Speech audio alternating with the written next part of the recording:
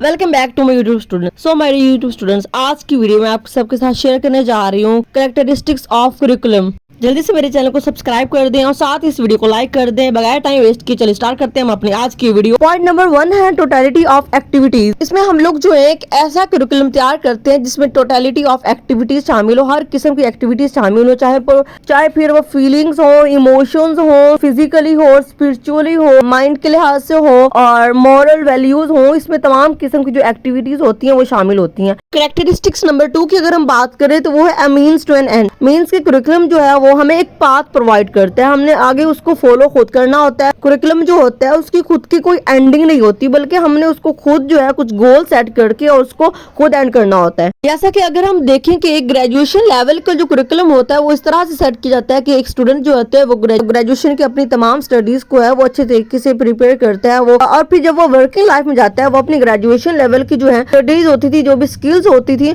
उनको किस तरीके से फॉलो करता है, उनको किस तरीके से लेके चलता है और किस तरीके से वो अपनी जो है ग्रेजुएशन लेवल की जो स्टडीज थी उनकी बेस पर अपने आप को किस तरह से चेंज करता है, ये तमाम जो होती हैं वो शामिल होती हैं। नंबर 3 पर पॉइंट आता है टोटल स्कूल एनवायरनमेंट। इसमें स्कूल का जो होता है वो बहुत ज्यादा इंपॉर्टेंट रोल होता है। इसमें हम स्कूल्स का जो एनवायरनमेंट होता है वो देखते हैं कि स्कूल किस एरिया पर है। स्कूल के एनवायरनमेंट को देखते हुए हम लोग जो है वो करिकुलम उस तरह का बनाते हैं। जिस तरह से अगर हम देखें कि साउथ के स्टूडेंट्स जो है उनका करिकुलम और जो होता है वेस्ट के स्टूडेंट्स जो होते हैं उनके करिकुलम का जो कंसेप्ट होता है वो तो एक जैसा होता है, लेकिन उनमें जो एग्जांपल्स शामिल होती हैं वो डिफरेंट होती हैं, क्योंकि जो वेस्ट के स्टूडेंट्स हैं उनकी एग्जांपल्स अलग होती है, उनका बोलचाल अलग होता है, उनका रहन सहन अलग होता है। और वेस्ट के जो स्टूडेंट्स होते हैं उनका बोलचाल अलग होता है, उनकी लैंग्वेज अलग होती है, उनका रहन सहन अलग होता है, उनका लाइफस्टाइल जो होता है वो टोटली डिफरेंट होता है। तो इसलिए स्कूल का जो एनवायरनमेंट है वो बहुत ही ज्यादा इंपॉर्टेंट रोल अदा करता है करिकुलम की कैरेक्टरिस्टिक्स में। नंबर 4 पर है टोटलिटी ऑफ द एक्सपीरियंसेस। इसमें हम लोग स्टूडेंट्स के तमाम किस्म के एक्सपीरियंस जो होते हैं वो शामिल होते हैं, चाहे फिर वो वर्कशॉप्स के हों, चाहे फिर वो कैफे के हों, चाहे फिर वो लाइब्रेरी के हों, चाहे फिर वो प्लेग्राउंड के हों। इसमें हम लोग स्टूडेंट्स के तमाम किस्म के एक्सपीरियंस जो हैं वो उसको शो करते हैं। उनके तमाम किस्म के तजुर्बात होते हैं वो इस करिकुलम की कैरेक्टरिस्टिक में शामिल होते हैं। पॉइंट नंबर 5 है मिरर ऑफ करिकुलर एंड को करिकुलर ट्रेंड्स। एक टीचर जो है वो स्टूडेंट्स को जस्ट सिलेबस लर्न करवा के कभी भी जो है करिकुलम की कैरेक्टरिस्टिक्स पर फॉलो नहीं कर सकता जब तक कि टीचर जो है वो टीचिंग की मेथोडोलॉजीज और टीचिंग के एक्स्ट्रा स्किल्स को ऐड करके, लर्निंग स्किल्स को ऐड करके असेसमेंट्स करवा के ग्रुपिंग एक्टिविटीज नहीं करवाता। नंबर 6 पे कैरेक्टरिस्टिक्स है मिरर ऑफ एजुकेशनल ट्रेंड्स। लोग एजुकेशनल ट्रेंड को देखते हैं कि कौन सा सिलेबस जो है वो ट्रेंड के मुताबिक चलेगा, कौन से एजुकेशनल सिलेबस का ट्रेंड चल रहा है। जिस तरह से आप लोग देखते हैं कि 80s के जो स्टूडेंट्स थे उनका सिलेबस मुकम्मल तौर पर डिफरेंट था आजकल के स्टूडेंट्स से। जैसे कि आप सब लोग जानते हैं कि हर 5 साल के बाद स्टूडेंट्स का सिलेबस जो होता है वो चेंज कर दिया जाता है। इसकी वजह ये होती है कि हर एरा के जो स्टूडेंट्स होते हैं वो डिफरेंट होते हैं, उनका माइंड लेवल डिफरेंट होता है, उनकी थिंकिंग डिफरेंट होती है, उनके इमोशंस डिफरेंट होते हैं, उनकी मोरल वैल्यूज डिफरेंट होते हैं।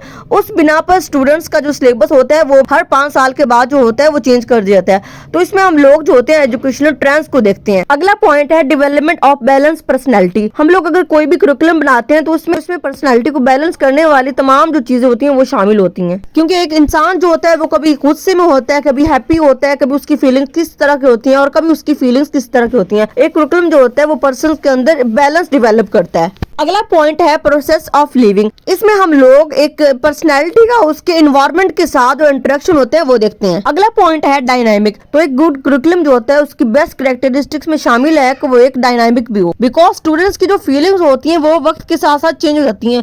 तो एक इस तरह का हमें करिकुलम बनाना चाहिए जो कि डायनामिक और चेंज हो जाए। अगला पॉइंट है हमारा mirror of philosophy of life. एक बेस्ट करिकुलम जो होता है उसकी कैरेक्टरिस्टिक में शामिल होता है कि उसकी फिलोसफी ऑफ लाइफ भी शामिल हो। जैसा कि अगर हम साउथ कोरिया के स्टूडेंट्स की बात करें तो उनमें मोरल वैल्यूज बहुत ज्यादा होती हैं, तो उन स्टूडेंट्स को हमें ऑटोक्रेटिकली पढ़ाना पड़ता है। लेकिन अगर हम साउथ स्टूडेंट्स की बात करें, पाकिस्तान, इंडिया, बांग्लादेश के स्टूडेंट्स की बात करें, तो उन लोगों में मोरल वैल्यूज तो होती है, लेकिन हम लोगों को उन स्टूडेंट्स को डेमोक्रेटिक वे में भी पढ़ाना होता है। लास्ट पर आता है अचीवमेंट्स ऑफ गोल। एक बेस्ट करिकुलम जो होता है उसकी सबसे अच्छी कैरेक्टरिस्टिक शामिल है कि एक स्टूडेंट्स के जो गोल्स है वो उन पर पूरा उतरे। ये थे तमाम कैरेक्टरिस्टिक्स ऑफ करिकुलम। उम्मीद करती हूँ कि आप सबको मेरी वीडियो पसंद आई होगी और आप सबको अच्छे से मेरी समझ आई होगी।